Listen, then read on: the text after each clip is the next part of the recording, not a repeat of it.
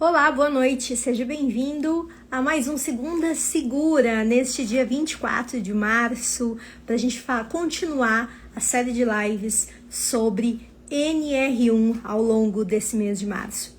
E hoje eu vou estar conversando com você sobre multas e riscos para quem não se adequar a NR1.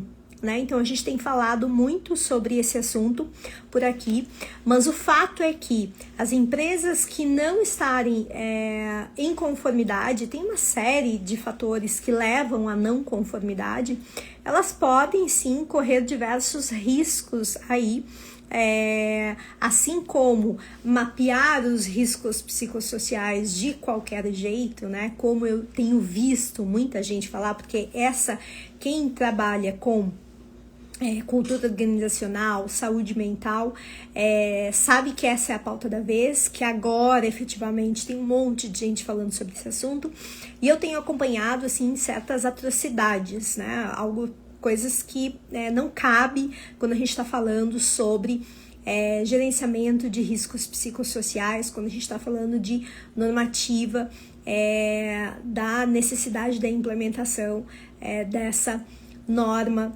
que tem a questão do mapeamento dos riscos psicossociais.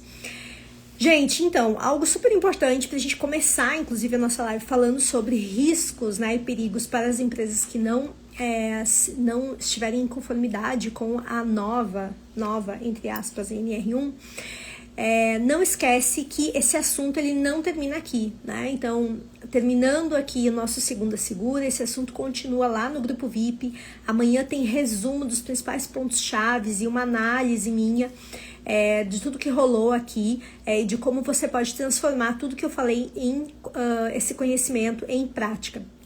Então, se você ainda não faz parte do meu grupo VIP, clica no link que está na bio e entra, é gratuito. Além disso, você tem toda uma curadoria de conteúdos sobre como você desenvolve culturas organizacionais a partir da segurança psicológica e do desenvolvimento de uma liderança segura, certo? Então, vamos lá, hoje a live é rapidinha para a gente falar sobre esse assunto. Separei aqui um material para vocês.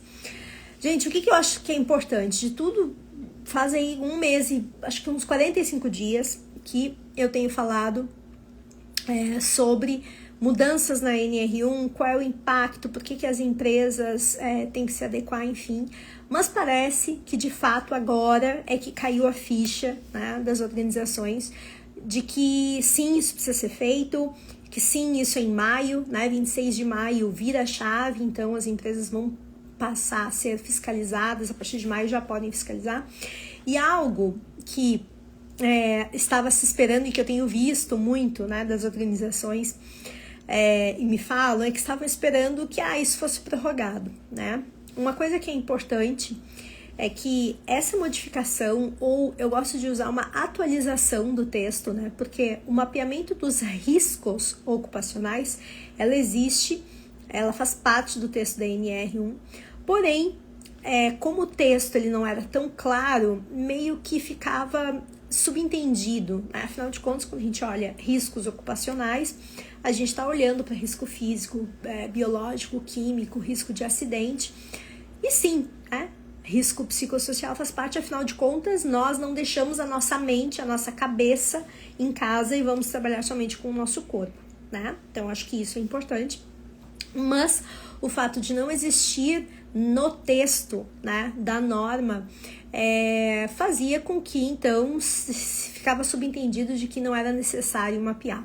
Bom, mas com o crescente número de afastamentos no INSS por transtornos mentais, então vocês devem ter, quem está acompanhando está percebendo, a gente teve um aumento de 67% desses afastamentos no comparativo 2023 para 2025, com mais de 400 mil pessoas afastadas por transtornos mentais. Então, o governo e todas as iniciativas têm visto a necessidade de que, isso é uma perda financeira, obviamente as pessoas afastadas têm um custo, é uma questão de saúde pública, inclusive, e algo precisa ser feito. né? Então, por isso, o governo tem criado uma série de regulamentações, tá aí a Lei 14.831, que surgiu em março do ano passado, ainda não está não está valendo, mas essa lei vai começar a valer, né? Hoje, inclusive, eu estava vendo que a deputada que criou essa lei, ela foi sancionada, ela está de licença maternidade, então isso meio que parou, mas não vai parar por aí, né? Então esse assunto vai continuar tramitando. Então esse assunto de saúde mental, o que eu tenho dito para vocês que me acompanham aqui? Gente, quando a gente fala de saúde mental, não existe, né? Acho que um ponto aqui importante não existe saúde sem saúde mental.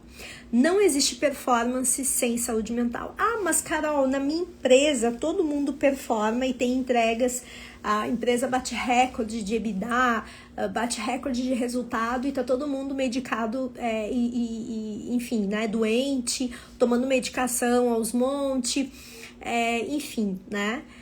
Ok, tem muita cultura tóxica, tem muita empresa que faz a gestão pelo medo, mas isso não se sustenta, né? E o fato das pessoas estarem medicadas, provavelmente é isso que está fazendo com que elas entreguem esta performance, né? O fato delas terem que se dopar para conseguir trabalhar, né? Só que isso tem um custo e a gente sabe que, obviamente, isso não vai funcionar de eterno. Eu posso ir lá, fazer o uso de alguma medicação, mas só a medicação não funciona se o fator de adoecimento ele continua presente. Então, com o tempo, essa medicação ela perde os seus efeitos e eu tenho que aumentar mais dosagem, enfim, tem uma série de implicações. E não vai impedir das pessoas adoecerem e das pessoas se afastarem. E quando a gente olha essa questão do afastamento, a gente olha sob o ponto de vista de que, sim, quem perde, no final das contas, é a empresa. Não só porque a pessoa que foi afastada, né? E aí, afastamento, gente, o conceito de afastamento é a pessoa que entra no INSS, tá? Sem falar as pessoas que se afastam somente pelos 15 dias, que aí é absenteísmo, então ela não entra no INSS, é custo da empresa. Então, a gente está falando de perda financeira para a empresa, a gente está falando não só de perda que a empresa está ali pagando e a pessoa, obviamente, está afastada ou está de atestado, mas a gente está falando de uma perda de produtividade. Então, vamos pensar o seguinte, essa pessoa que sai, ela sobrecarrega as que ficam, né? Então, eu gero adoecimento dessas pessoas que ficam também, porque elas vão ficar sobrecarregadas, sobrecarga de trabalho, risco psicossocial. Além disso, o conhecimento que aquela pessoa leva, né, vai embora com ela pelo tempo que ela ficar afastada, ou pelo tempo que ela ficar de atestado, né? Então, isso é um outro ponto, né? Agora, se a gente parar para pensar, por exemplo, em equipes comerciais, não é só o conhecimento, não é só o tempo que a pessoa fica, mas é o relacionamento que aquele membro da equipe comercial leva com ele e que talvez pode ser um cliente em potencial que tem um grande relacionamento que daqui a pouco não vai comprar com os vendedores que ficaram, mas tem um relacionamento com aquele, né? Então, as perdas financeiras, elas são indiretas e diretas, elas são enormes, né? E a gente tem que pensar assim, bom, quais são os riscos, né? O que leva justamente as empresas numa fiscalização de NR1, o que leva à infração, né? O que faz efetivamente? E assim, primeira coisa, né? Primeiro ponto, e aí a gente começa a entender a particularidade justamente disso, né? Acho que o primeiro ponto aqui é o plano de ação, né? Então, o desalinhamento do plano de ação. Muitas empresas eu separei aqui para vocês, são 10 pontos, né? Então, assim, a questão do plano de ação, né? Empresas sem plano de ação, ou um plano de ação para inglês ver. Tá? O que é isso? É o plano de ação com ações que não condizem com os riscos psicossociais que foram mapeados, com os riscos apontados. Então, é assim, tá dizendo aqui, todo mundo tá falando em terapia, estão falando que tem que oferecer isso, oferecer aquilo. Eu tenho visto muito anúncio aqui no Instagram, de pessoas já oferecendo, tipo assim, soluções para NR1, sabe? Plano de ação pronto para você adequar. Gente, esse é um dos tópicos que leva à infração, né? Que faz com que a sua empresa seja multada. Então, vai chegar lá o fiscal do trabalho, o auditor do trabalho, ele vai olhar quais são os seus riscos psicossociais que estão no inventário, ele vai olhar o seu plano de ação, opa, isso aqui não está condizente, gera multa, né? Então, esse é o primeiro fator que gera multa na NR devido à não conformidade com a NR01. Outro ponto são empresas que não implementam o programa de gerenciamento de riscos, tá? Tem muita empresa que não tem a questão do PGR. Outro ponto não tem um inventário de riscos ou utiliza ferramentas que não monitoram o risco psicossocial. Esse é um outro ponto, tá? Que eu tenho visto aqui, que é muita confusão de tipo, vou fazer um DAS 21, né? Vou fazer um mapeamento de escala de estresse, vou fazer, usar clima organizacional, pesquisa de clima organizacional para mapear riscos psicossociais. Não, né? Primeiro, que quando a gente está falando de mapeamento de riscos psicossociais, a gente está falando de algo que vai mapear o ambiente, não o indivíduo. Então, das 21, das 41, das 10, eles medem escala de percepção de estresse. Elas medem o que, gente? Elas medem indivíduo, elas medem o nível de adoecimento do indivíduo, da pessoa.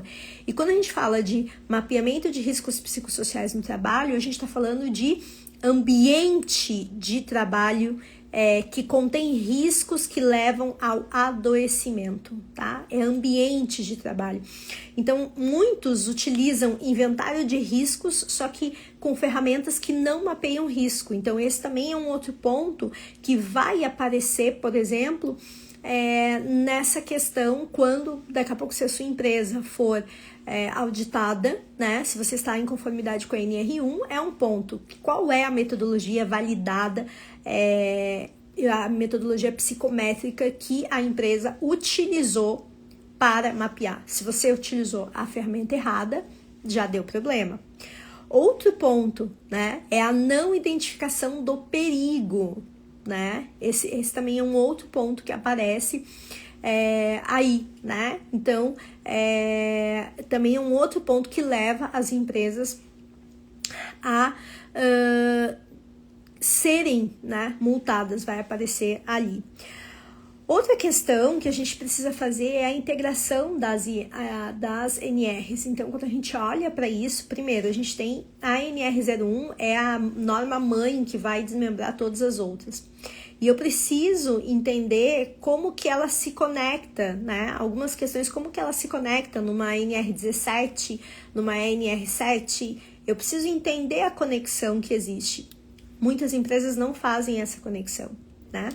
Outro ponto que gera infração e que é uma zona de risco para as empresas não se adequarem é fazer análise de acidentes. Porque o que acontece, gente? Quando ocorre um acidente, né? Quando ocorre, e aí, né, quando a gente está falando de riscos psicossociais, bom, houve sim problemas, as pessoas têm setores, eu estou lá continuamente mapeando, eu fiz o meu diagnóstico, eu implantei meu plano de ação e, puxa, eu tive diversos atestados novamente por transtornos mentais. Eu preciso voltar, quer dizer que o quê? Que o meu plano de ação, a minha forma de gerenciar não está funcionando. E eu preciso voltar lá para o iniciozinho e refazer o processo, né? Muitas empresas não fazem, elas vão indo e continuam com os mesmos problemas. Outra questão que, assim como a gente não identifica o perigo, olha, aqui tem um perigo, aqui tem um risco psicossocial, tem um perigo de adoecimento, e aí eu vou percebendo, né, e aí é importante, né, não é uma escala que a gente utiliza, porque não existe um instrumento perfeito, né, daqui a pouco a gente pode fazer uma combinação de vários instrumentos, enfim, né, depende justamente da estratégia, do porte da empresa, mas eu tenho que saber como fazer esta avaliação de fato do risco, né? E saber como que eu posso mitigar, e se eu não posso mitigar, tem riscos que eu não consigo mitigar. Mas então eu preciso, se eu não posso eliminar este risco, então eu tenho que fazer algo para que o impacto dele seja o mínimo possível. Como que eu posso ter ações que podem reduzir o impacto desse risco, né? E aqui tem um ponto, exemplo, né? Eu tenho pessoas que precisam, se a gente vamos pegar aqui um exemplo aleatório, né, para exemplificar a avaliação desse risco. Se eu tenho uma empresa que as pessoas, como a Petrobras, por exemplo, que as pessoas têm que trabalhar embarcado e elas vão para a plataforma de petróleo de helicóptero e elas têm medo. Então, toda vez que elas têm que voar, elas têm crise de ansiedade, pânico, enfim. Eu tenho como tirar o helicóptero, né? Elas têm como ir de outra forma? Não tem. Então, eu não tenho como eliminar esse risco, mas eu preciso reduzir a incidência. Então, eu vou falar o quanto que é seguro voar, eu não vou voar, talvez, na chuva, eu vou diminuir, né, a sensação para que a pessoa não venha a adoecer diante daquele fato. Então, imagina ela ter crises de pânico antes, crises de ansiedade, então, nesse sentido. Outro ponto é eu não saber como lidar com as emergências, né? Eu tenho alguém que deu uma crise enorme de ansiedade, uma crise de estresse em alguém da minha equipe. O que eu faço? Para quem eu recorro? Qual é o procedimento? Como é que eu lido com essa emergência? Para quem que eu encaminho? Qual é o protocolo, né? A mesma coisa, eu não saber como isso e não tratar as severidades. Uma das coisas que exige é que quando você tem um mapeamento dos riscos, você precisa saber qual é o grau de severidade desse risco, né? Então, você também não tratar essa questão gera um outro problema. Então, gente, aqui eu separei para vocês 10 itens que geram riscos e itens assim que podem tranquilamente fazer com que a empresa seja sim autuada pela não conformidade com a NR1, né? Então, de novo eu repito aqui, né? É importante cuidar com as soluções mágicas que estão surgindo no mercado. Eu tenho visto agora que o prazo está apertando, muita gente correndo atrás de solução mágica, atrás de framework pronto, né? O plano de ação pronto, o inventário pronto. Não caia nessa, o barato sai caro, né? E sim, o governo vai apertar o cerco nesse monitoramento referente a riscos psicossociais, porque o problema de saúde mental virou um problema de saúde pública. Se a gente tem mais de 400 mil pessoas, se eu não me engano, esse ano foi 472 mil pessoas afastadas por transtornos mentais. Gente, um aumento de 67% no comparativo 2023 e 2024. A gente já vem de um aumento 22 para 23 de 37%, ou seja, nós estamos, se a gente olhar a curva, nós estamos numa curva ascendente de adoecimento mental. Então, nós somos hoje, sim, o país que lidera os rankings de adoecimento mental em transtornos de ansiedade, em estresse, burnout e depressão. Sem dúvida alguma, somos um país adoecido. E isso, obviamente, gera uma ação dos governos para frear isso, porque, sem dúvida alguma, isso prejudica, né, toda a cadeia econômica, mas isso também gera um problema, sim, de saúde pública. Então, o cerco vai apertar. Então, não busque soluções mágicas, né? Não existe plano de ação pronto, não existe inventário que você não tenha uma metodologia validada na população brasileira, tá? Então, ela tem que ser validada. O que é uma validação? É você ter um universo considerável onde aquele teste já foi aplicado, né? Você tem que ter padrões psicométricos que mostrem a validação desse teste. Então, é importante, né? Não pegue o testezinho na internet, porque isso pode acarretar, você paga barato aqui, mas se você sofre uma fiscalização, você vai pagar muito mais caro. Hoje, as multas pela não conformidade da NR1, elas começam ali em 2.000 e alguma coisa e podem ir a 300 mil, e isso falando de uma forma linear, né? Lembrando que cada não conformidade soma, né? Vai somando aí multas específicas, porque uma não conformidade leva a outra e vai somando, e ainda tem um fator de porte da empresa que é adicionado, então esse valor pode chegar a muito mais.